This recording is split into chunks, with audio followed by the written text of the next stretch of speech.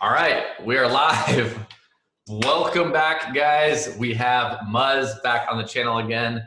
Muzz, I don't know if we have to do an introduction this one. I feel like I don't know. Hopefully not. Hopefully everyone saw the last one and they're like, "Oh, it's Muzz. We love that guy." And we excited to hear from me.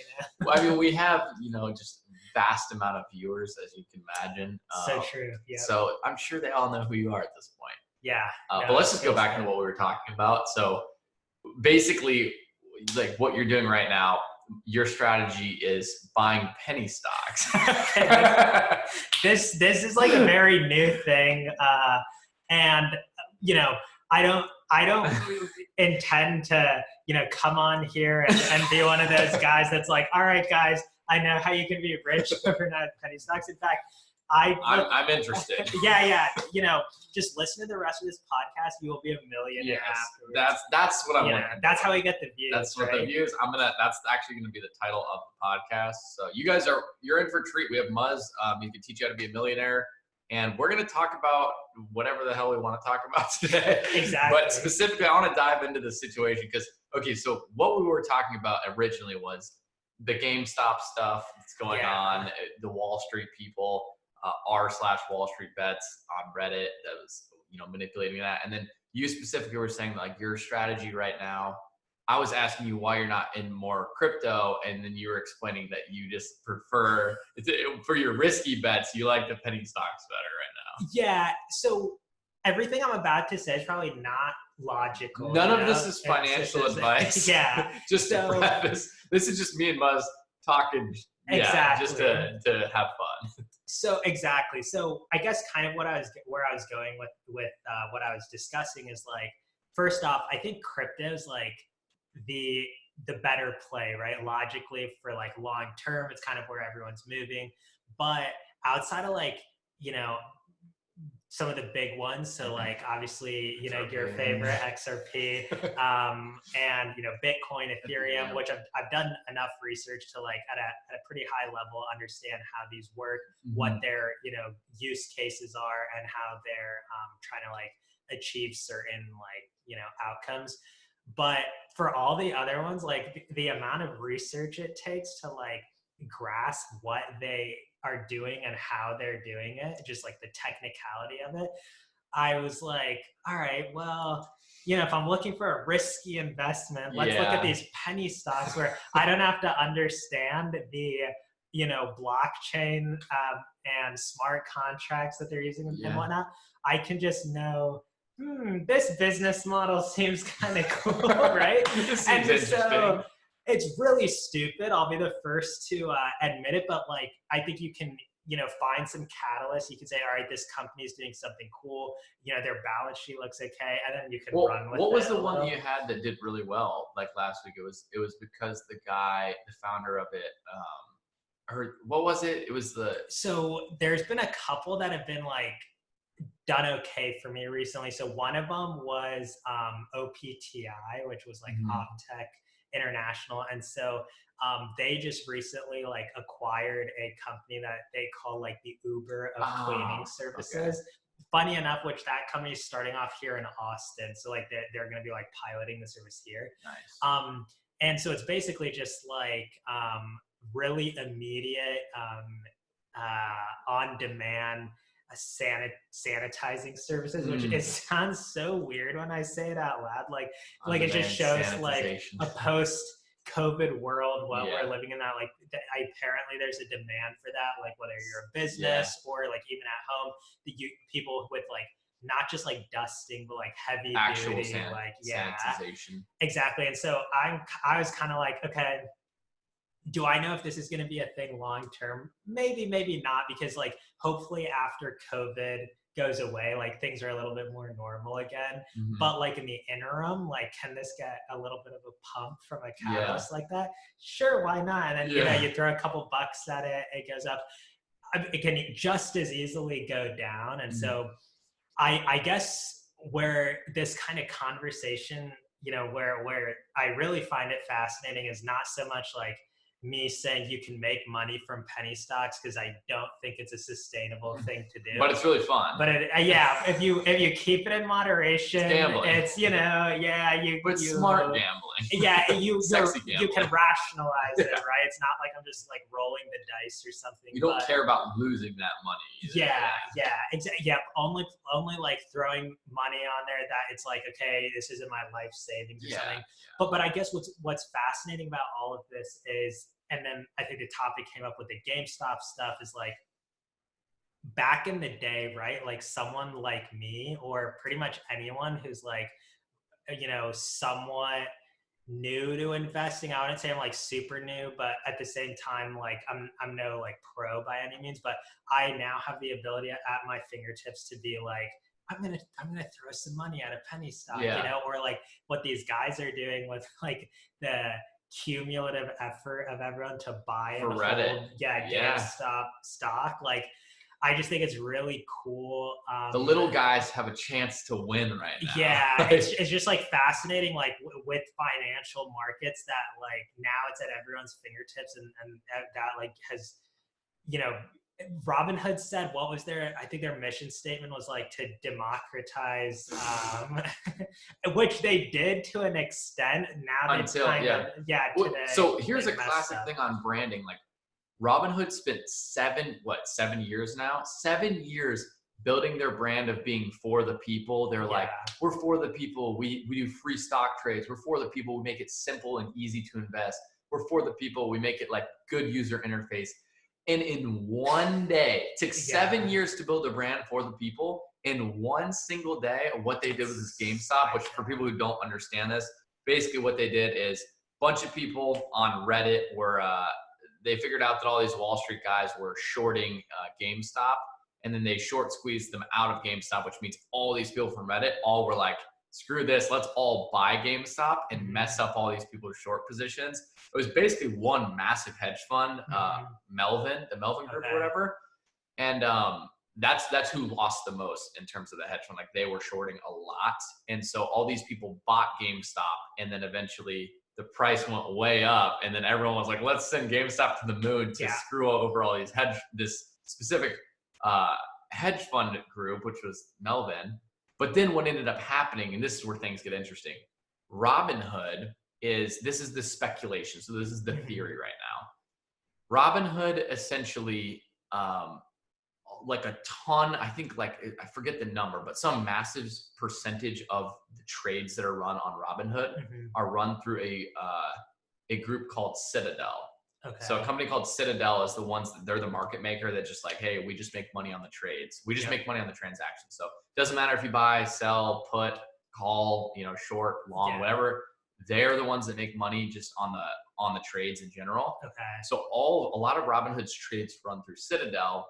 Citadel is a big investor in Melvin Group, which is the one that lost all the money on GameStop. Oh, wow. Okay. So everyone's theory was that like Robinhood, because what ended up happening is Robinhood, I don't know if other exchanges did this, but Robinhood specifically, which is where a lot of these retail smaller investors are trading, halted all, I think they allowed people to sell it, but they halted and they said you could no longer buy GameStop, AMC, or any of those like ones that were like in the Reddit group. Because there was a point in the day I just tried searching for those like GameStop just to see, okay, what's the price, and it wasn't even coming up. I mean, okay, so think about it. That means the only thing you could do is sell, which I don't even know if you could sell, but I think they even I think it was halted on all trading. Okay. The excuse from Robinhood is that, oh, we want to protect our investors. Who are you to protect? You're protecting the big hedge funds, which is crazy because, like, if you think about it, like, logically, like, from their perspective, it's probably better for them. Like, if they're losing billions of dollars, for example, on this trade, it's probably better for them to manipulate the market, shut down the trading, and take a class action lawsuit, pay a couple $100 million, pay $1 billion, get their slap on the wrist, settle it, instead of losing all that money on the trade. And so this is where people are like, wow. So these people, when they're making the money, it's totally fine. But all of a sudden, when these smaller players start to make a little bit of an impact, they shut things down. And Yep.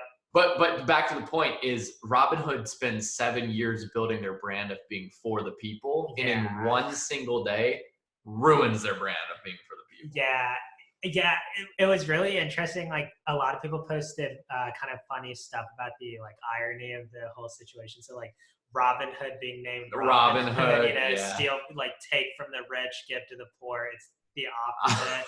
And then someone else posted something that they were like, isn't it fascinating how of all companies for this to like, be the boiling point, it was GameStop. Like the name is literally like GameStop. Yeah. Like these hedge funds have to stop this game of messing with us. Like it was just like a funny little like people. There's always those poetic people that find these. Well, it's a poetic situation. It's the little guys like finally getting the upper hand on like one stock. Literally. Yeah. But for people that think that like, oh, they're destroying all the hedge fund managers, like, come on. Like they destroyed Melvin Group, but like in reality, a bunch of these other hedge funds probably made a killing on it. Yeah. And I mean, I don't know enough about, the damage they took, but I'm sure like they have enough to rebound from, like this. I mean, imagine. I'd hope like. Well, that's the thing. Even if they stopped it, so when you short a stock, like literally think about this. Like obviously when you buy a stock, you know that you're risking, like even a penny stock, you're risking that the downside is however much money you put into it. Yeah. But when you short a stock, the downside is technically infinite. So like if you shorted a stock, your downside literally, like, because the price can continue to rise. It can't, like, if you buy a stock, the worst thing that happens is it goes to zero. But when you short a stock, if it goes to, like, if it goes, that's what they were doing. They were trying to send GameStop to the moon so that this company would lose ungodly amounts of money, which is hilarious.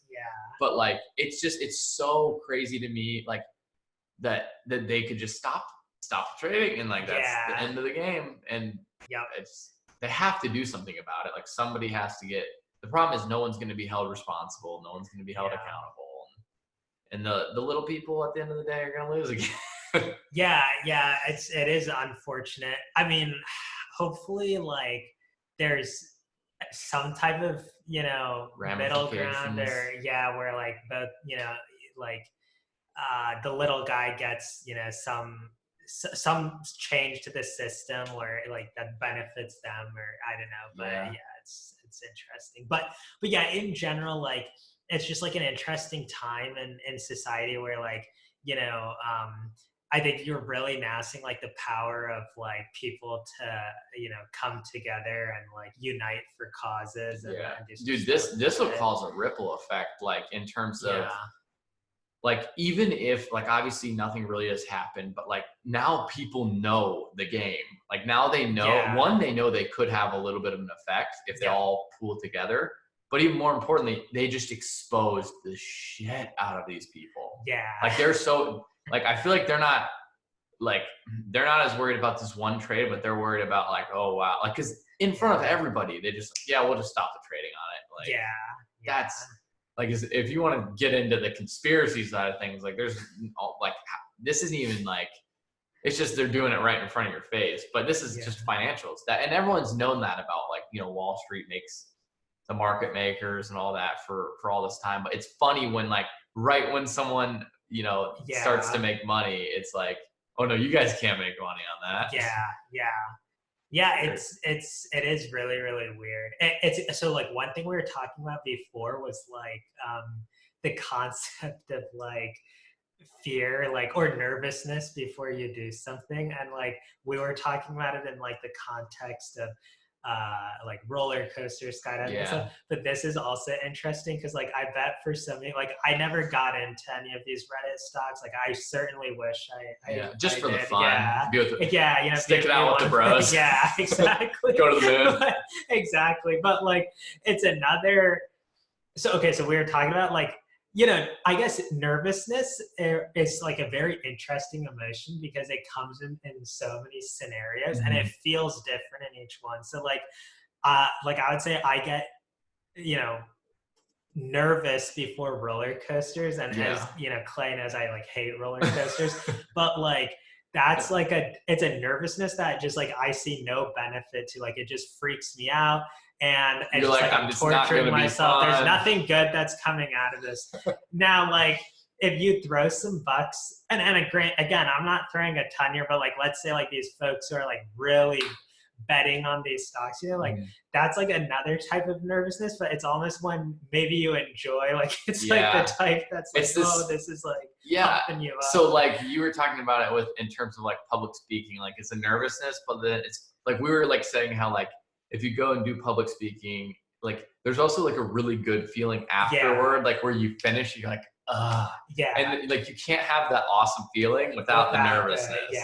But you have to find like where you get the good nervousness. So like I said, so for me, I actually think public speaking can be kind of fun.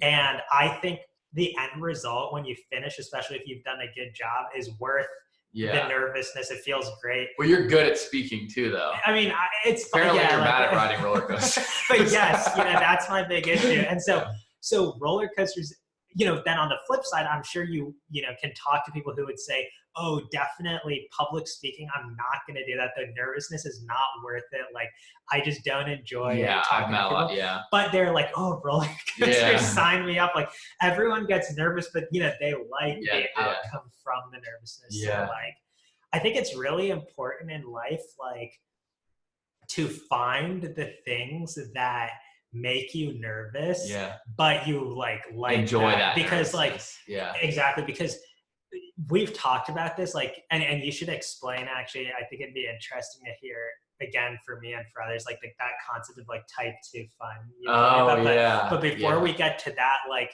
I guess what I mean is like, okay, if you had like typical fun would be, you know, like maybe like you play Xbox with your friends, whatever, you know, you play like backyard football. It's just entertainment. But yeah, like it just like, it's like you have that enjoyment for like that period of time, and then, you know, it goes away after, like, even as soon as the game's over, it's kind of like it's gone. Done. But like, let's say for me, like my nervous fun, let's use public speaking as that example. It's like, it's a weird one, but like, let's say like, you know, I really like it. Yeah.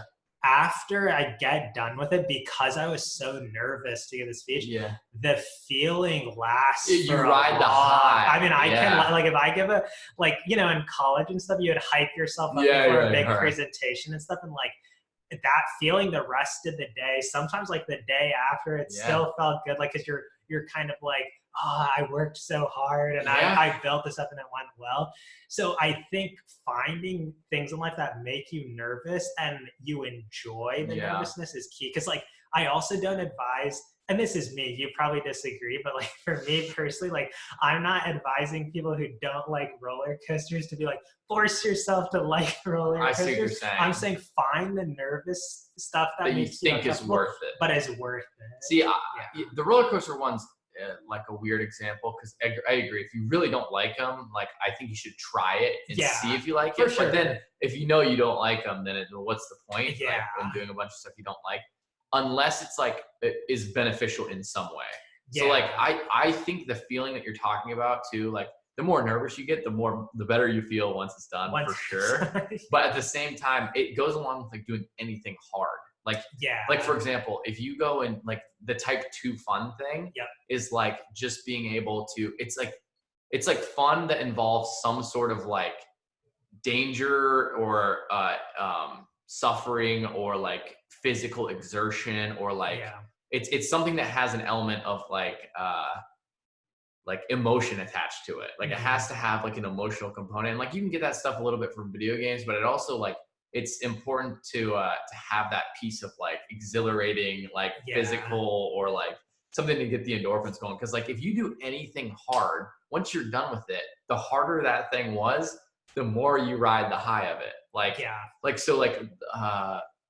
public speaking is a good example. Like I talked this weekend in front of a decent amount of people, and I felt really good after I was done for the whole like weekend. But then like the 100 miler, it was like the same thing. Like it was like doing something really hard, I felt amazing for like, I was riding out. I was like, I don't need to run for like a week or two, a few weeks long. Yeah. Versus like, obviously a workout, it's like you do a hard workout and you're like, all right, you get up the next day, you go do one again. It's like it's not, you get like, you're satisfied for like an hour after it, but it's not like lasting. Yep, exactly. So I think like, that concept of type 2 fun, like finding, activities that like push you out of your comfort zone is like pretty fascinating. And I guess one other thing to add with it is like, and like, I think you do a good job of this, is like, what's interesting is like, if you do want to channel this feeling of nerves and like, on like feeling uncomfortable, you have to always do, what do they call it in weightlifting? Like progressive overload. Yeah. You need to do that for kind of your mind too. Cause like eventually like, okay, let's say like in college, like I was saying the example of like, I used to get like kind of nervous before like giving a presentation, but I would enjoy it. Let's say like if I did a bunch of those, eventually you have to imagine I get to a point where I'm very comfortable and like, I'm like, oh, presentation in front of my classmates, let's go, this is easy. So then you have to either find a new nervous thing, like maybe roller coasters does present the chance if I end up enjoying it, but or continue do public speaking, but now say I'm gonna find venues where like people will allow me to speak about something and it's totally new, and or comedy or like or something like that, like improv stuff like that, if you like that. And that concept of progressive overload allows you to like not become so comfortable with something that you lose the nervous. Yeah, well, that's the other thing too. Like whenever you do anything hard, like anytime you're like doing, whether it's physical or it's like mentally straining, like that nervousness feeling, like it makes you feel alive. Like you feel like when you're in those moments, you're like, oh my gosh, like everything in your body is like operating at a different level because you're like, holy shoot, like all your systems are on like a different level. And versus if you're just laying on the couch like mindlessly watching TV or something like that, it's like there's different levels. Like obviously there's time for each of those, but I feel like where people like they forget to keep expanding into different things. Like for me, like over the past year, the thing that's helped a ton is like committing now to something and then figuring out the plan for later. I know I'm going to be super nervous. I know I'm not going to be ready for it. I know I'm not going to, it's probably not going to end up perfectly, but like the fact that I just commit to like whatever it is I want to try, then I can figure out the plan later. And then I get that good nervousness. And then even if I fail at it, or even if it like goes the wrong way or, whatever it is, I still like, I can rest on the fact like, okay, at least I tried, and then I can try again the next time. So I think the progressive overload's good, but I'm also like a huge proponent of shoot something way higher than you think you can achieve and just like figure out the rest of the plan later. It's like, it's a combination of doing both. Like it depends what it is, but like sometimes you don't like, people wait for the opportunity for progressive overload rather than like creating it. So like, if they're like for Derek, Nick, and I, when we were going, the only example I can think of is running with this. Like we didn't know how to, run. So we went out and we ran a half marathon together. And then 2 weeks later, there wasn't a race. We just ran a marathon. And then a couple weeks later, then we signed up for 100 without knowing if we could do it or not. We had no idea, no plan. Like, but that made me, Nick and Derek, like so excited and so nervous that it made it such a fun experience. Like I can look back on that part of my life and be like, that was so cool. And memorable. Like I'll never forget my whole life that day because of how like nervous and excited. And so I think doing stuff that puts you way out of that comfort zone, even if you're not ready for it, like even if you're like, oh, I don't think I've overloaded myself to get to that level yet. I think it's worth taking risks every now and then. No, that makes sense. Cause like, I think another concept we've talked about is just like constantly taking action, just like is the best way to motivate yourself. So like, for example, like maybe if you're on the couch, right? Like the thought of going for a workout is like pretty daunting, but then the moment you like actually are there, you're like, okay, this wasn't bad. It's just like getting yourself up and going. So I guess with your scenario of like just like scheduling something or just like instantly like aspiring to like a very ambitious goal, it kind of forces you. It trickles the action. Because all of a sudden, like now that thing's on the counter, like some people, like if you set the bar too high, like you said, progressive overloading is helpful because, you know, if you set that really high goal, Yep. it could be crippling for some people. Like it could be Yeah. like, oh my God, there's no way I can do this. And then they just Yeah. take no action. But for me, if I put that thing on the calendar, Yep. that the big calendar that's right there, year at a glance calendar. No, like if I schedule something, I'm the type of person that I know, okay, now I have to reverse engineer. I have to do the work. It forces me into action. But some people are the opposite, where they're like, oh, I see that thing and it makes me like overwhelmed. Yeah. So I think it depends on the person too. Like some people like to build up to these big, like nervous type challenges. And I think some people do better if they're like just full send. Just full. Yeah. I mean, I think that, so when you just like go for the ambitious goal, the nice thing about it is like you can still set like the baby steps to get there. And you know, it's actually interesting is like, so at Facebook, they're kind of into the philosophy, and I think this is common at a lot of tech companies, because tech is all about like innovation and like pushing yourself. Like if you find yourself as a tech company ever saying, what's the next achievable goal? It's a really bad sign. Like if I was an investor and like I see that the CEO is like, what's the next achievable goal? It means, okay, this company is no longer in a growth state. Do we even consider them a tech company at this point? Because now they're like, they just, you know, have a product or a service and they're just like, you know, not innovating anymore. They're just cash cow at that point. Exactly. So like at Facebook, a concept they have is like always set goals that you don't think you can achieve 100%. Like if you're doing goal planning and you think, yep, I can achieve 100% of this goal, it means that you're not pushing yourself enough. And then you build out the plan to get there. So like, again, you don't have to get there 100%, but to your point, you can like then map out the steps to like achieving that. And that really, that's how people, you know, that concept of like leveling up, that's really kind of, I think, how you do it. I think too, it's so much about, like you said, like reverse engineering and making that plan.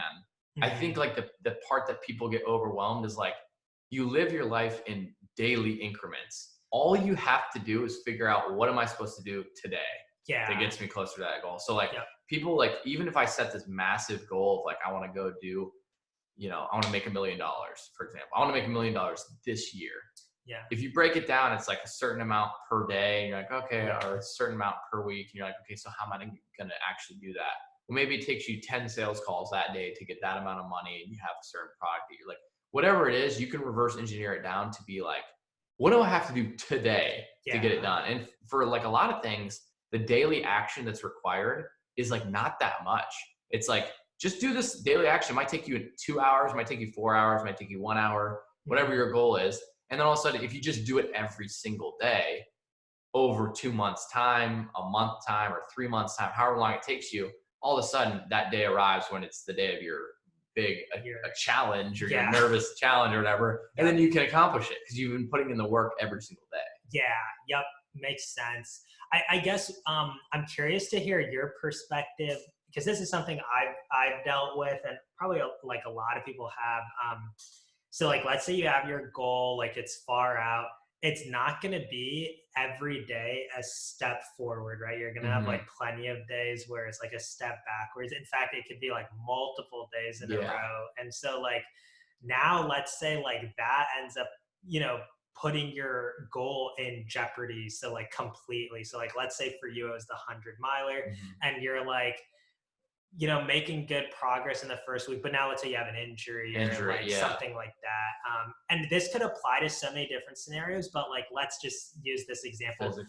So I guess what do you do in that scenario if you're like, okay, now the goal is like truly unachievable? What do you do? Again, it's the same thing of like, people are overwhelming themselves with the outcome. They really want that outcome. Like whenever I'm in like a situation like that, I don't care about the outcome. So like, I genuinely, like, I want the outcome. It'd be so cool to achieve the right outcome. Yeah. But if I can just reverse engineer and know like, okay, I just am supposed to be doing these things every single day. If I can't do it this today, I'm going to do the next best thing that will get me it's like, if you can't make 10% progress towards that goal, make 0.1% progress toward that goal. Yeah. Like rehab the injury, like as best as you can.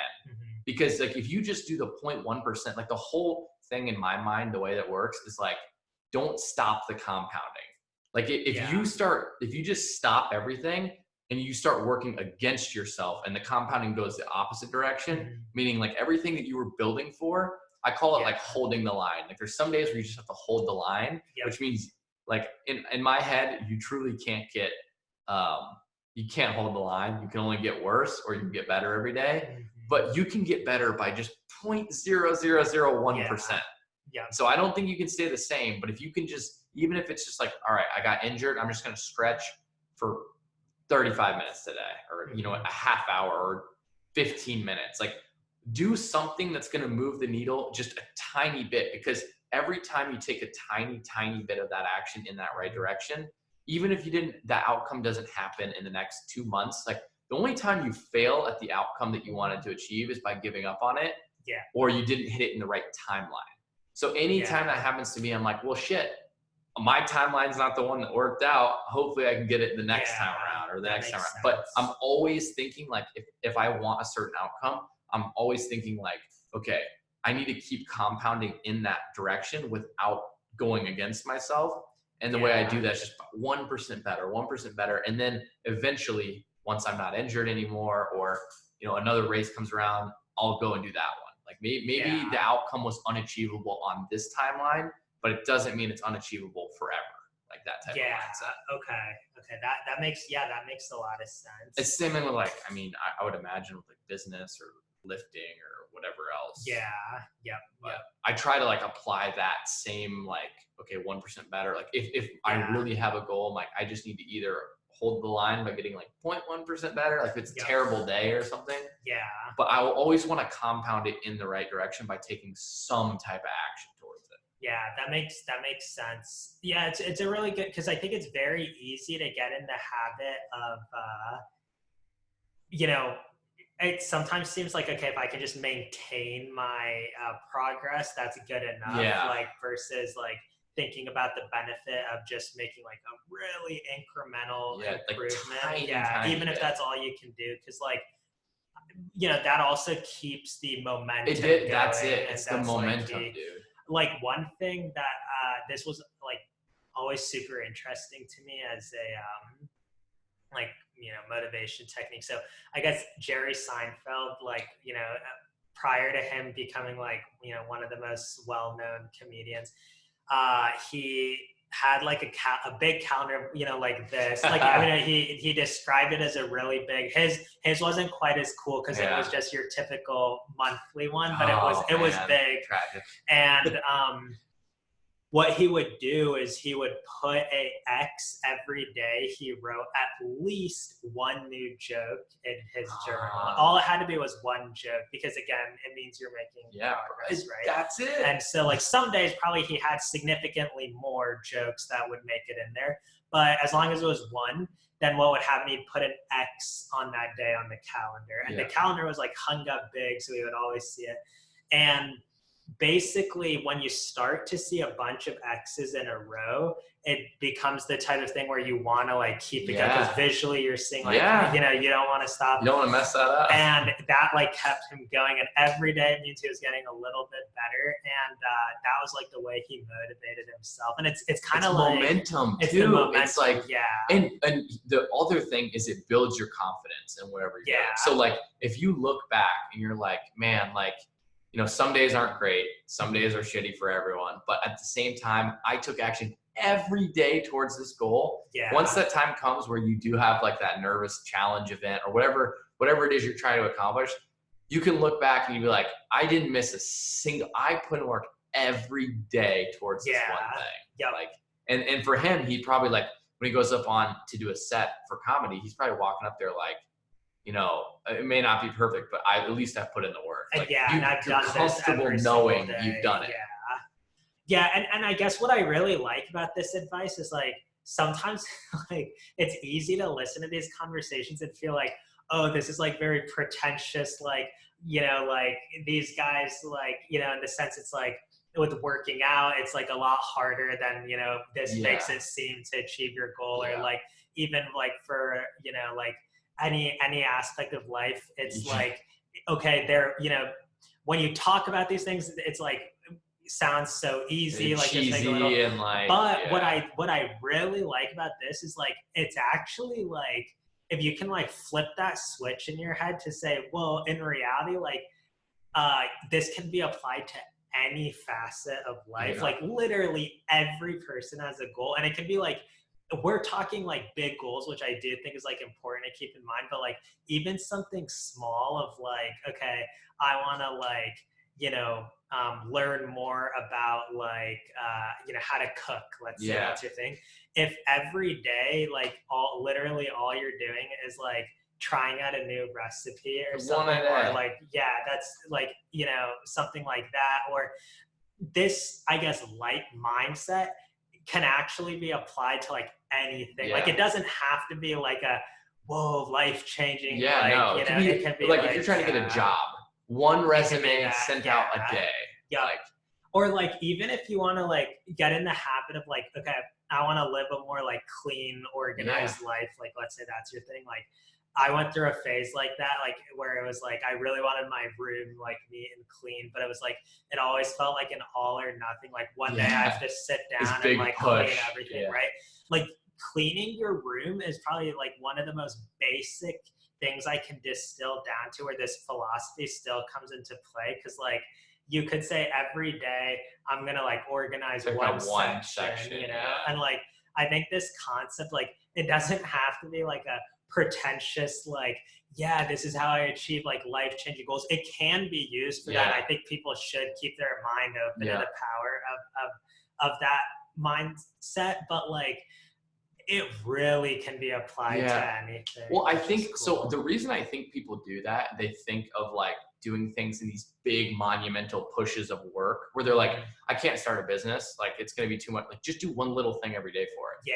But the reason people can't get their mind around that is they can't see that if I just do this one tiny thing today and tomorrow and the next day, they don't understand that a year from now, 2 years from now, it'll be something big. They think it's going to take this monumental push of work, which in some cases it does. And the reason people think that's because momentum is real. Like once you do 1, 2, 3, 4 small things, then you get this bit like you probably do. You're like, I'm going to clean my whole room. And then you do it. And you're like, oh, so then the next time you think about it, you're like, oh my God, I don't want to do that again. Because it's because you did that monumental push. But then flipping the mindset back and being like, well, even if I don't do the monumental big push today, let me just at least do one thing. Because that will keep doing that little momentum, will give you those days where all of a sudden it's like, boom, monumental push.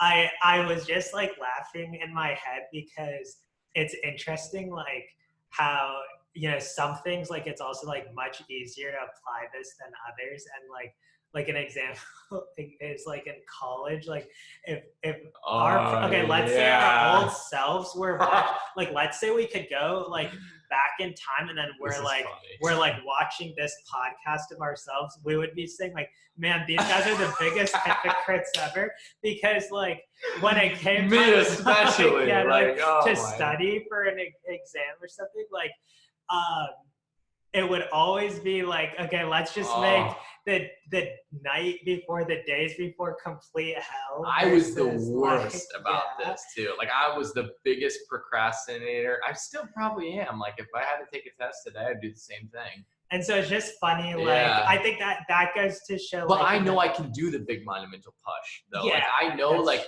when the deadline is set, you're the same way. Like when the deadline is set and you're like, it has to be done by today. If we have to stay up 3 days in a row to get it done, we'll figure it out.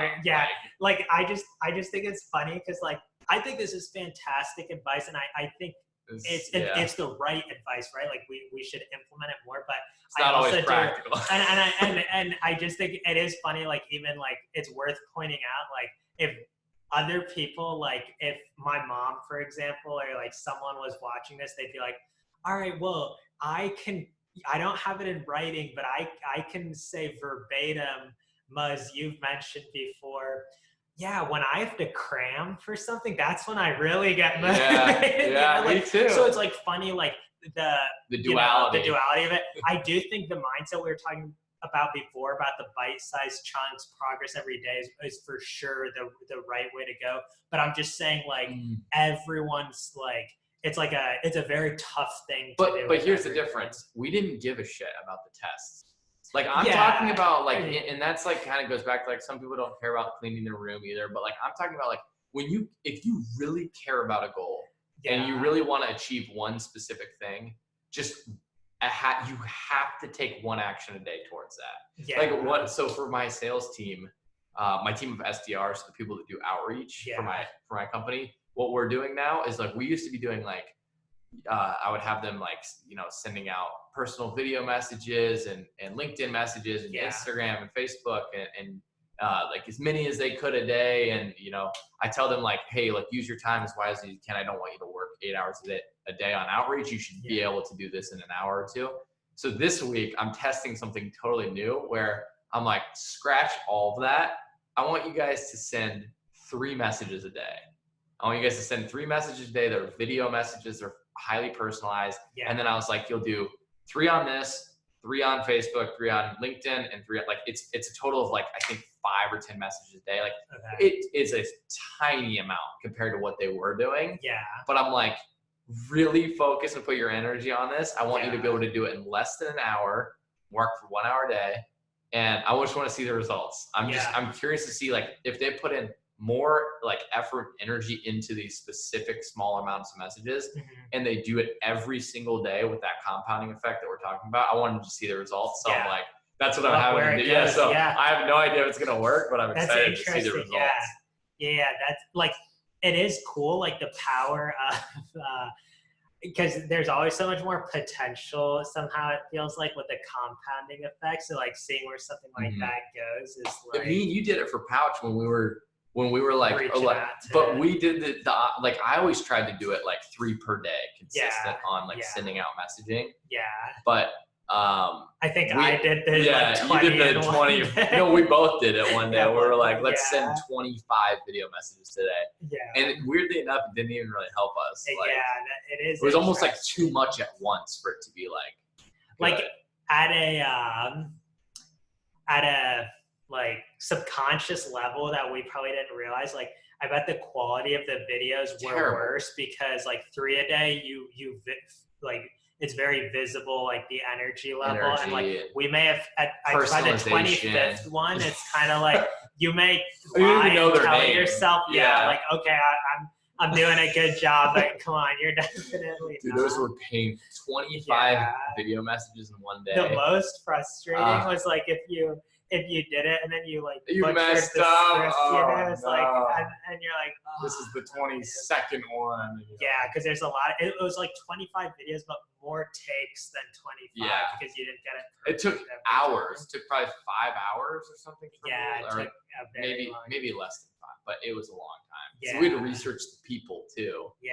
And dude, we ended up getting like 1 client. I don't even think it was from that. Was worth it. But that's the thing, dude, we never gave up on it until we like reached a little bit of success with it. So yeah, a lot of things like that, like outreach, like even for applying for jobs and stuff, like I always like, feel like it's a numbers game. The more you put out there, and like, it's a lot. Again, what I was saying is like at a subconscious level, like the more you do all at once, maybe you're like not tailoring your like application properly. So like if you can kind of like pace it out, but then also the other benefit is like you can improve like with an taking like each iteration potentially you could be better and you can learn, which is kind of like an added benefit. Yeah, like with outreach specifically, where people are like, it's a numbers game. It is kind of a numbers game because the more you reach out, the better. But it's also a people game. It's also like are the things you're sending out quality enough and personalized enough to make someone interested in talking to you?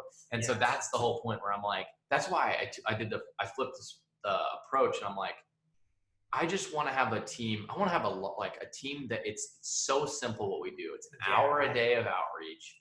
these are the 3 things. You just got to do this every day. Yeah. See the result.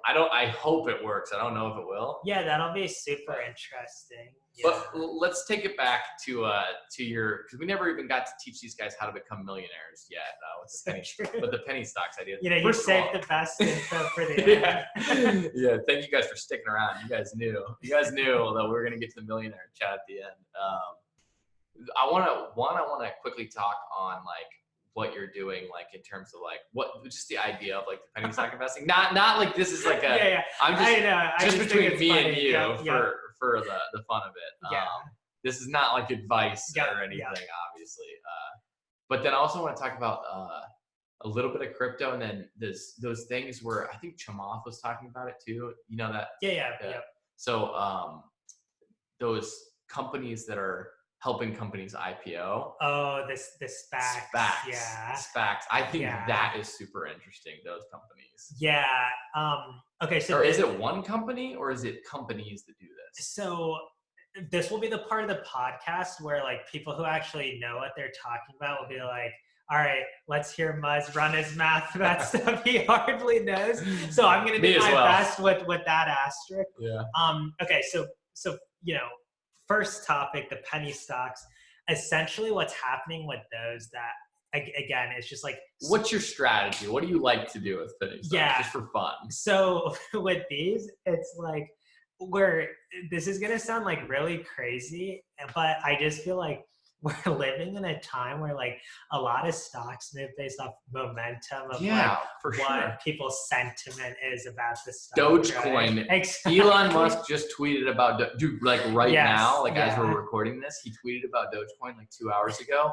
It's up 417%. Okay, exactly. So like, stocks are moving in a weird way. Like, and I'm just trying to like get a better sense of, is it possible right now to like make money off of what I perceive as like people's sentiment. Momentum? Yeah. And momentum. Oh, for sure it is. And so I'll basically find a company which is getting a lot of buzz on like, Reddit, media, Twitter, and like any source. But has it taken off yet? Yeah. Like I don't want to like end up chasing it.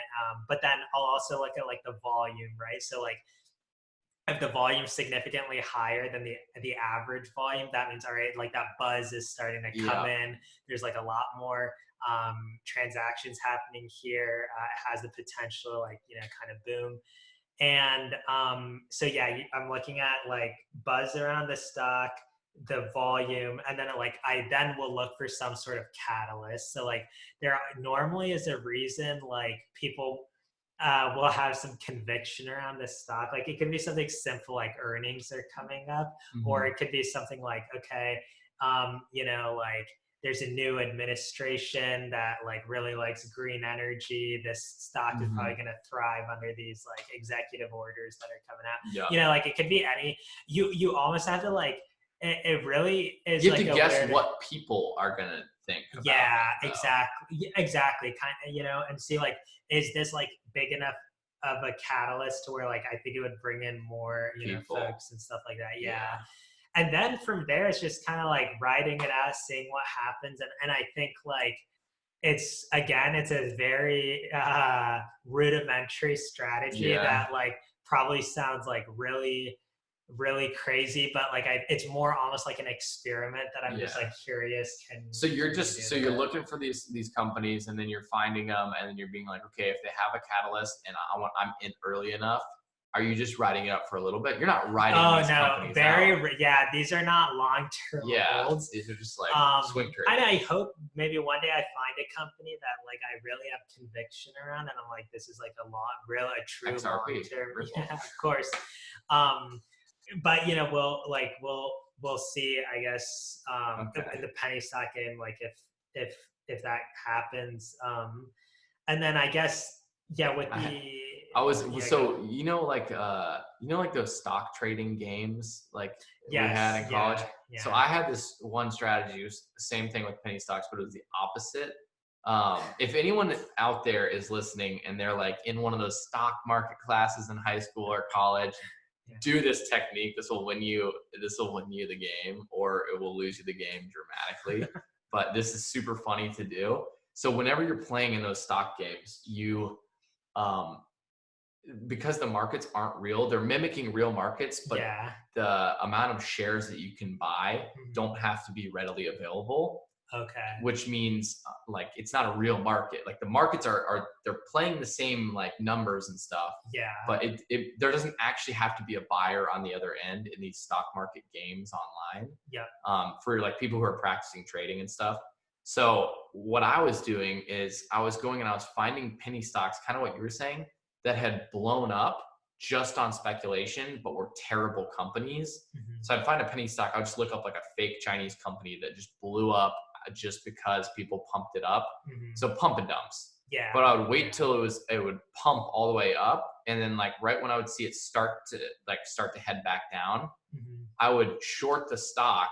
And typically what happens is in the real stock market, you can't short that stock because in order to short the stock, that means you have to borrow X amount of the stock. Yeah. And so in real life, usually there's not enough shorts available for you to take a massive position on it. You may be able to get a couple of them, but everyone in the world knows the stock's going down. So Okay. the shorts that are available, they're already taken. So people short them like that. Okay. But what I figured out is because it's a fake game, I was like, oh, I can buy as many shorts as I want. And I know for sure, like almost 99.9%, this is going to go crashing back down to zero Yeah. or back down to whatever it was at before it pumped. It was the Yep. pump and dump scheme. Yeah. So I was reversing the pump and dump and I was shorting all the stocks on the downside. Yeah. And so like I made like, I can't even remember, like millions or a couple 100,000 like instantly in this Yeah. game, and like ended up winning the stock market challenge thing. And I think you could win like real money from this like specific one that I was in. Like if you go to like a competition. Like, Got it. so for anyone out there, if you guys enter a That's stock the challenge, strategy. that's a good strategy. Okay. But yeah, so your strategy with penny stocks right now is kind of the opposite. You're looking for the catalyst to make them explode. Yeah, exactly. Because I'm not in the business of like shorting. Yeah, that's stocks risky. like it. Yeah, and another layer of this is like there's a lot of like cool like APIs and like easy like there's a lot of websites out there that do this, but if you want to write your own script, it's really easy to like to see like what tickers are most mentioned on Reddit and Twitter, but also the sentiment around like so when people are tweeting about it, like are they bullish or bearish? Yeah. And like so I've dabbled in a little bit of that, and like I mean it really with like it has been interesting. Like I have seen like a obviously like positive correlation. If like sentiment is bullish around the stock, it's gonna it seems like it's going up. Now it's a dangerous too because it's like there's a lot of bag holders who are just like constantly bullish. And, like me on XRP. Hey, but we have hopefully like good reason to be and we gotta dive into crypto for these guys. Yeah, that's how we'll teach them how to be millionaires. Exactly. But yeah, that's like another fascinating route there. So what are the APIs? Do you have like a recommendation that you use or anything? Like a website or basically if you like I forget the exact name of the Twitter one, but it's really easy. But essentially if you just Google like Python library Twitter sentiment analysis, you'll get a bunch of like Python packages where you can just like easily write a script, which will. You lost everyone. No, trust me. It's like like you could look up a YouTube video and learn this skill in 10 minutes. That's fair. Python, that's the beauty of this language, is it's like not as crazy as you can pick it up. Like you can sound like the biggest like the smartest guy in the room if you're not with like people who have that background. And it's really because you watched a 10-minute YouTube video. That's what I need. Okay, so what's your crypto analysis? Okay, like we got the penny stocks out. Do you have any first real quick? Do you have any like long term like you're like I really like this stock for long term play? In the penny stock game? No, in like just regular stocks or in penny stocks. Yeah, either one. Like for me, so, I don't have like a stock pick where I'm like, I love this one. I'm sticking it out. I'm not even in the stocks that much. So right now, it's already gone up, but so far this year has been like I'm really proud of this play. Mm-hmm. It's a company called Telos, and its ticker is TLS. So I bought it right when it IPO'd, and I've had it's like double, like it's been 100% return. It's doubled Nice. the That's investment. amazing. And it's a cybersecurity company. And just like with everything that's going on, you know, in the world, like shifting in that direction, Right. like even like cyber warfare among like countries and stuff. Yeah. Like, again, it seems like an interesting You worked in play. cybersecurity. And then too. I did work, yeah, exactly, in That my previous helps. role. Yeah. Like, yeah, I knew like this is like a growing sector and stuff like that. This is like another funny thing. It's not a reason I bought the stock, but like I like when they do this. So there's like a thing in cybersecurity, called like transport layer security, and it's like a you know, common term if acronym, if you say TLS, people know. So like the fact they made their ticker TLS, and like I always love that stuff. Yeah. And like, you know, another one that happened with is like Moderna, who was one of the companies that made it. Yep. That's a newbie one. Everyone knew that. No, but there's no. I'm just saying their ticker is mRNA. Yeah, mRNA. And they were like, you know, helped like this vaccine is like an mRNA vaccine. So I think that's kind of clever. cool. Yeah. I thought you were about to say Moderna was one of your picks. I was like, that's the most cliche shit. Yeah. That one. Although Pfizer hardly went up like. I know. Like everyone's like, it's gonna. Yeah, like Moderna. Like, man, if you like. Hopefully, if you were like, those were your 2 COVID vaccines, hopefully you at least diversified or went all in on Moderna, because like Pfizer was like a behemoth that like it just hardly like did anything.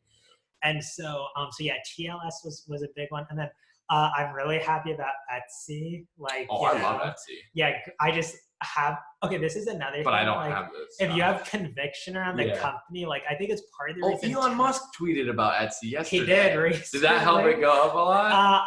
I don't think it like immediately after it Whenever actually he tweets, it took a dip, but I think it's back up from where it was.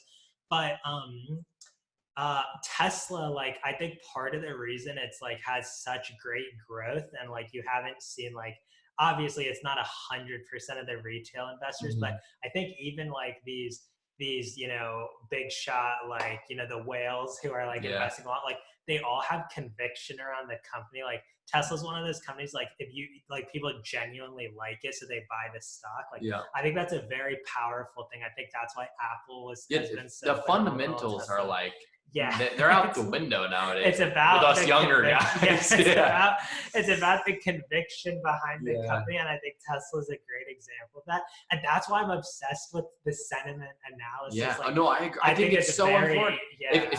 Especially if you're looking for like quicker gains. Exactly. That's all it's trading on. If you're like, looking for the swings, just see where the sentiment is and make sure there's volume to support. And make sure you're there before like everyone else is there. Don't be chasing them. So I guess like people who are like messaging us asking if they should buy GameStop, like you were too late. Like how and also the trading has stopped. Yeah, exactly. So. But so crypto then, so like obviously that's the stocks. I was like, I'm a very boring stock trader. Like if I'm in stocks, it's like large cap stocks that I'm really interested in. Which is where most of my money is still in. I'm either large cap or I'm in my indexes chilling, and it's realistically that's the best way to do it if you're young. But that's actually like. I switched my mindset from that. I was like, diversify. And then I was like, no, I don't have enough money to diversify. And so my new theory, and this doesn't work for everyone, it depends completely on your goals and your risk tolerance. My new theory though, for me, and I've told you this one before, we kind of differ on this, is I don't think you should diversify when you're young. And I back to the whole thing of like what we were talking about before, where you should put a little bit in every day and that type of thing. I understand, like, trust me, I know about compounding. I do it in my daily life, like with working out and all that stuff. But for some reason in my mind, I fully understand the like how money compounds over time. Yeah. But I'm more interested while I'm younger in acquiring a good amount of capital to then diversify. To then do that. So before I have, what, it depends on your goals completely. Yeah. But if you don't have enough money to diversify, obviously your gains are going to be very, very minimal.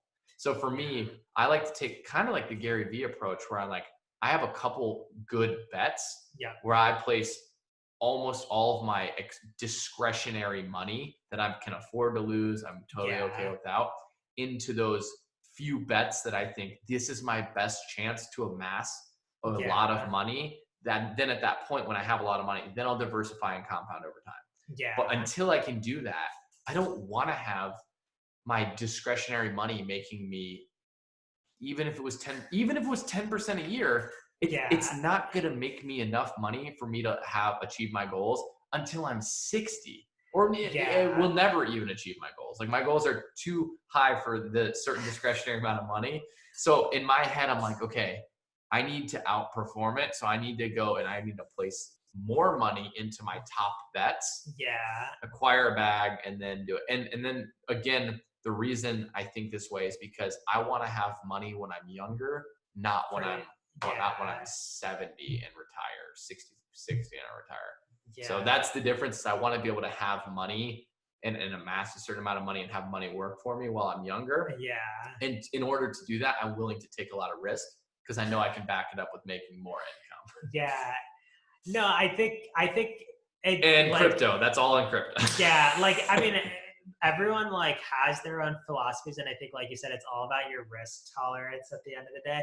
Like for me, like I totally agree with the mindset of like, you need to be aggressive while you're young and like take those chances. So, but I don't like necessarily like go all in. But that is you like, do a little of both. Yeah. Like I'll have like a lot of my money. Like if I, split up, if you saw a pie chart of the total like portfolio, a lot of it's like in, safe investments, those index funds that I'm going to let ride out. But then there's enough to where I can like still take a risk on some like speculative plays and hope it goes up. Because I mean, there's like a really good quote from like Jeff Bezos where he's like, if you have, I'll probably butcher the quote, but it's something like, if you have a chance at a 100x investment, but it's going to fail 9 out of 10 times. Even the fact that you have a 1 out of 10 chance at the 100x, you should take that bet every single time. That's what I'm saying. That's like a Jeff Bezos quote. That's healthy backup. So thank you. I've never heard that before. So, that quote. It's risk to reward though. It's like obvious. Yeah, and so like I definitely try and leave enough funds where while I'm young, I'm not supporting a family and stuff like that. Yeah, like I can afford to take those risks. But you're just not going all in on that. Yeah. And which is smart for your goals. Like if someone else has different goals, then they just have to align their risk reward ratio for that. Like so in the crypto space, there's obviously massive amounts of volatility, but with that comes massive potential for gains. Yeah. And so there's certain ones like Bitcoin where like if you invest in Bitcoin over the long term, it's already kind of made a big run up. So you're probably not going to be able to make you can make life-changing money for some people, but you're not going to make invest a couple $1,000 and be a millionaire anymore. That time has passed. Even now, okay, let's say I think it's trading around 31. Let's say it's at 33K just for the example. Now say I think it's $1 million. Or even 100K, which is you think that's a huge jump for it to go, which it could certainly do. And it's only 100%, but it's like the increase. Exactly. Like you're you're turning 33 into 100, and it's not nearly what you would have got with the initial think about it for people that don't understand. Dogecoin, the thing that Elon Musk just tweeted about, had you put $1,000 into Dogecoin, you would have made $4,000. It was a 400% increase in 20 minutes. But way riskier. No, but I'm just giving the examples so they understand. The flip side is you put $1,000 into Bitcoin. Let's say over time it goes up to $100,000. you have now made on that $1,000, maybe you made $2,000 or something like that. So yeah. even though it's a good investment and it was like obviously better, beats a lot of the other ones, it's not the amount of like in order to have life changing money, like where it's 100x, like Jeff Bezos said, like if you can make a bet where it's, even if it's a 1% or a 10% chance that it 100x's, it needs to be a bet that can do 100x. Like, you want something that's really gonna, like Bitcoin can't 100x at this point. It's an amazing store of value. So if you have a lot of money, great spot to put it. Yeah. But in same, almost likewise with Ethereum, like, it can double, it can triple, it can quadruple, but it's not going to be like 100x. Yeah. The potential of it.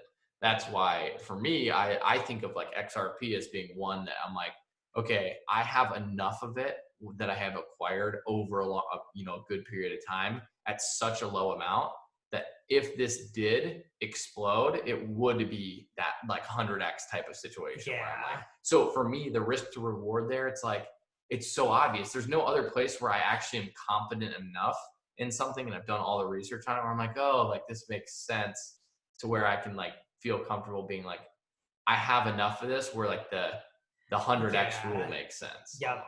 And so that, like, okay, so like for you, like, and with like XRP, like the other good thing is like having conviction behind the bet you're making. You have to be able to hold it. Exactly.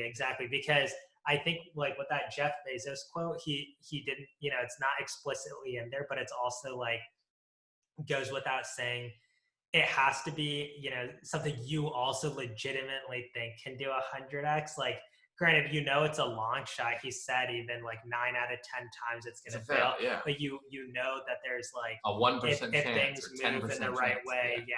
So that's why I'm saying with Dogecoin, it's like really that's hard momentum. to get. That's such a momentum, and that's what I'm saying about this sentiment thing. It's like, that's one that's so tough, and people feel regret they missed out on it. I'm one of those people, you know, because I'm like, it's just fun. I could have easily turned, made a few bucks here, but it's like one where like there's nothing, like it's literally a meme coin that is now like, I mean, people have, say there's like certain use cases for it, but like it's just like fascinating. Like that's like the epitome and perfect example of like how sentiment and momentum are just like totally changing the game. But so like at the same point in time, it's like you said, you have to, like, if you didn't do the research on what you're invested in and you don't truly believe in it, you're not going to be able to hold it during times when like things get bumpy.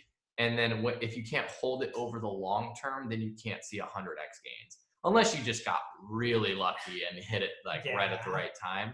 But like for most people, in order to see those massive gains where it's like 100x, you need to hold Amazon for 20 years. Like you need to have bought Amazon when it was like a couple bucks and see it go to 1,000. So that it's possible. It's just you actually have to know what you hold and then hold it for a long enough period of time. And I know we're talking about XRP, but like that's not, I mean, like that's the one that I like the most simply because of the risk to reward ratio on it. Yeah. Because it's like one of those larger market cap cryptos that there's a lot of like negative speculation, a lot of positive speculation. There's a lot of like things under fire. But if it does turn out like that 10% where, hey, it ended up working out, it would be crazy. So I'm comfortable making a risk on something like that.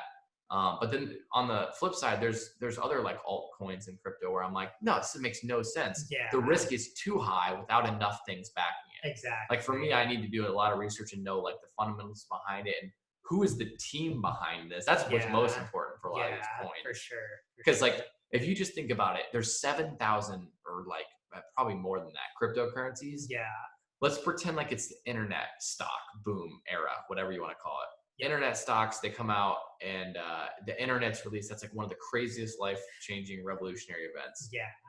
Then there's like the Googles, the Facebooks, the Amazons, the Apples of the world that pop up around those times. There's also like the internet.coms, the things that like totally flop, but they had the brand names and they were doing well at the time. And there was that massive bubble of like the .com era. Yeah. So I think about crypto the same as it's like out of the 7,000 coins that are ICOing that are here right now, probably realistically 1% survive. Stick around. Yeah. So let's just say that's 70 coins, just for number's sake. 70 coins survive. You're looking at right now the top market caps. You're like, okay, Bitcoin, Ethereum, XRP, whatever else. Like those are pretty established in the space. Mm-hmm. So even though they're really volatile and people think they're all really risky, those are still pretty they're pretty non-risky for how risky everything else can get.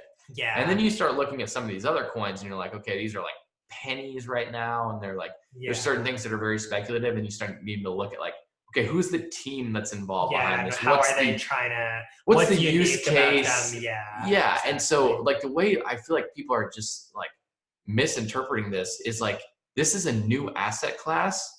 Like there's stocks, there's bonds, there's real estate, there's, there's really not that many asset classes. Mm-hmm. So when you think about crypto, having a new asset class invented only comes around maybe once every couple hundred years statistically. Yeah. And you're like, okay, if this is an event that only happens once every couple hundred years, we're at the very beginning of it at this point in our lives when we can take risk on it. Yeah. We're in our 20s right now. Yeah. How foolish would it be? It's more risky to not take action on something like this right now than it is to actually take action on it. Like, so for me, I'm just like looking at it and I'm like, yeah, there's like traditional stocks and I can make 10% of my money maybe. But the way that the stock market's even working right now, they're just printing money left and right. Like it's setting crypto up to be a grand slam without even thinking about it. So it's like, I'm trying to find the coins, and like me and Matt have talked about this a bunch. We were talking about there's one. Have you done a podcast with Matt? No, I want to have him on. I just talk to Matt all the time, so I want to have him on. But we were talking about HBAR. Okay. There's one that's like backed by, or I don't know if it's backed by, but on the councils like Google and T-Mobile and all these major companies are using their tech. And it's like, that one's super interesting. It's HBAR. And then I really like XRP and XLM. And I think like the stuff they're doing, if they hit it right, and like the things do happen with the central banks and like the SEC case gets cleared and their currency and stuff, I think the potential is crazy big for those. And then like, obviously like the Bitcoins and Ethereums and stuff. I just think like, people got to look at like what's the utility of these coins and can they be adopted long term and actually adopted by the governments. Like people, the people that run the world, they're still going to run the world and they're still going to put regulations in place. Yeah. If the second regulatory clarity comes into place for the crypto space, half these coins are wiped out. Yeah. Like maybe probably 80% of them are wiped out. Yeah. So the ones that abided by or are abiding by regulatory clarity post the reaming of all the regulatory stuff, I think those ones will see a massive spike, because think about it. Yeah. Imagine just the market cap in cryptocurrency right now it's not even, I think it's like $1 billion, or it's not even $1 trillion. It's like it's like maybe 600, 700 billion, maybe almost $1 trillion now because of Bitcoin. So the market cap's almost $1 trillion. If the market cap in stocks is like, there's single companies that have market caps bigger than that. $1 trillion. That's what I'm saying. Like I think Apple, Microsoft. Yeah. Amazon. Now picture just this. Like, okay, crypto becomes regulated. Governments, actual like people who are in the regular traditional stock industry, like they're like, okay, everyone can invest in some of these cryptos now. Mm-hmm. As money flows into that space, it's going to flow to the top cryptos that are regulated. Even if it's not too late. Like if you're in it now, like over the next 20 years, it's going to be crazy. Like if the market cap in the whole space goes up, let's just say it goes to 10 trillion. Like, I don't even know what's gold. Gold's probably like 20 trillion or something like that. Yeah. If it just goes up to like 10 trillion, that amount of money that flows into that space, I don't care what it's in right now. Those main high market cap cryptos are going to go crazy. Yeah, because people just park their money. Their money gets like, think about, you join Coinbase, you park your money in one of those top cryptos, you want to be safe. You're in the top three, you diversify across the top three. You're like, I don't know. Yeah. Once the institutional money plus the rest of the retail investors come into the space, it's going to be like insane. And we've already started to see it with Bitcoin. You've seen like all those major institutions like plugging, JP Morgan's, but like, the funny part is all those guys are the same guys that 2 years ago were like, oh no, don't buy Bitcoin. That's going to zero. I mean, they were probably buying it the whole time. Yeah. So But so what's your crypto take? Where do you stand on crypto? What's your Yeah, picks? I mean, uh, I'm kind of the same boat as you. Like, I think I'm in, most of the major players, and it's kind of like diversified among them.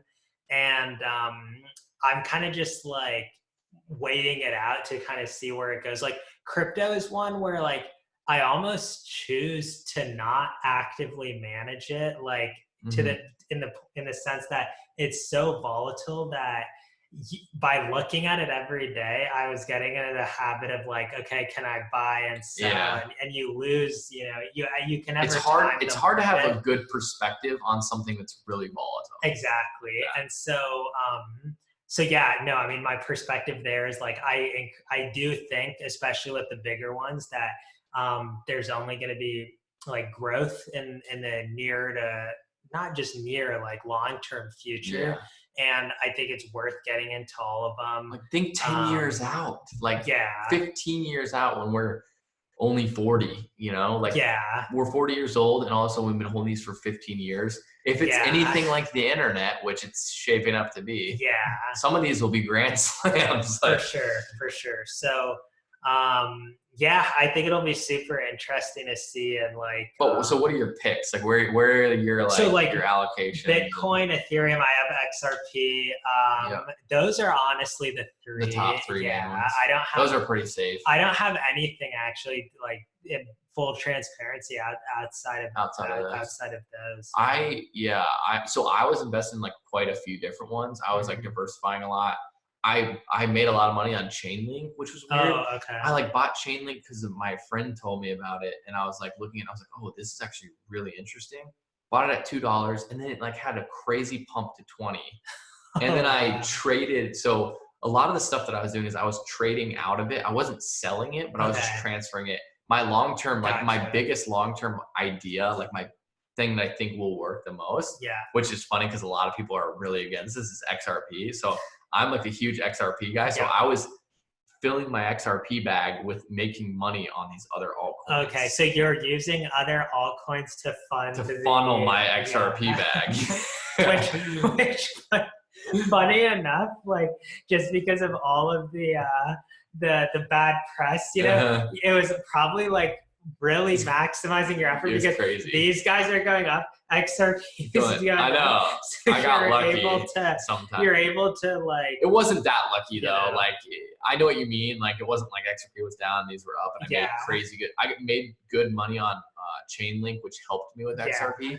But outside of Chainlink, like Bitcoin, I had it at like 5K, 6K, and I ended up getting out of it into XRP at like 10 or 12 or no 12K, maybe 13K, and it's at 40K. So like imagine had I held till. So a lot of them, like I didn't make optimal decisions on. Well, XRP had a pretty crazy run all the way up to 90. Like like at its peak, none of us would have caught it. Yeah, Derek saw it. But like, that guy's up all night. It was at like 90 something cents. But I think then like a reasonable peak was sustained peak for a while was around 60. I want to say. And then the SEC lawsuit. But that's the thing. Like even with all this stuff going on, it's like. People are so like nearsighted on it. It's like wait till it plays out. If you're confident, like if you did the research and you're very confident in your bet, like this is kind of a crazy thing to think about. But you and you and CJ actually, I took CJ's money. I took my brother's money when I was a couple years back, and we both invested in XRP and some other cryptos. In like 2016 or 2017, I think it was something like that. Like late, it was before that big bull run in 2017, and so I actually got all my cryptos stolen off of that exchange, so I lost all that money. I was in like a shady exchange, and like I remember you were like, just get on Binance, and I was like, they won't even let me make an account, so I had to make an account on this like shady exchange, and I lost all my money. But regardless, like. The fact that we were investing in it that long ago and we're still same opinions, still in it, like nothing crazy is like that different. I think we're just hitting that like that compound curve where it's like everyone in the world's starting to realize, holy shit, like traditional, like inflation's getting crazy. They're printing money out of control. The government's getting wild.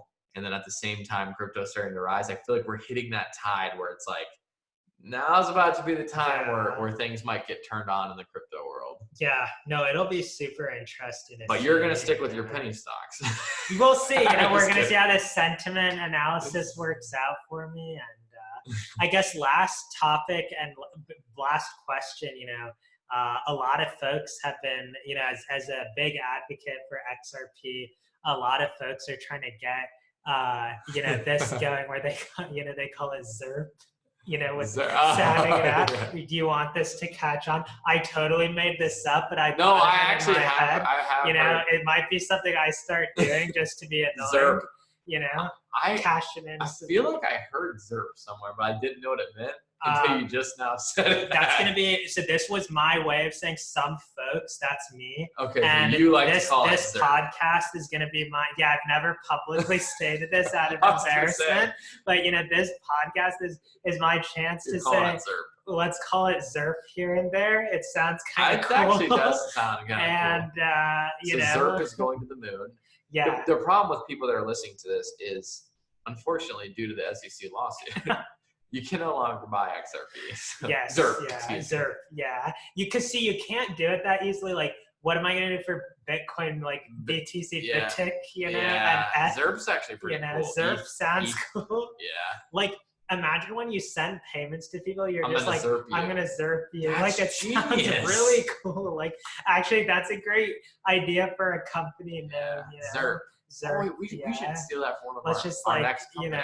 Okay, edit this out of the podcast. Nobody take that name. And we copyright ZERP. Yeah. Okay, but I think even if Brad is listening to this, he needs, CEO, this guy, he needs to like start coining ZERP as a phrase and be like, once it becomes like branding, the way you transact, you're, instead of saying I sent money via XRP, I ZERPed my money to a different country because it's doing international goods. I really like this. Okay, let's just not tell them and actually use it. Yeah, no, I think it's like every time I read it in ZERP Army or group chat, and that's how I'm reading it. It's kind of like the people who say LOL versus LOL. I've always been a LOL guy. I've been a LOL guy too. All right, good.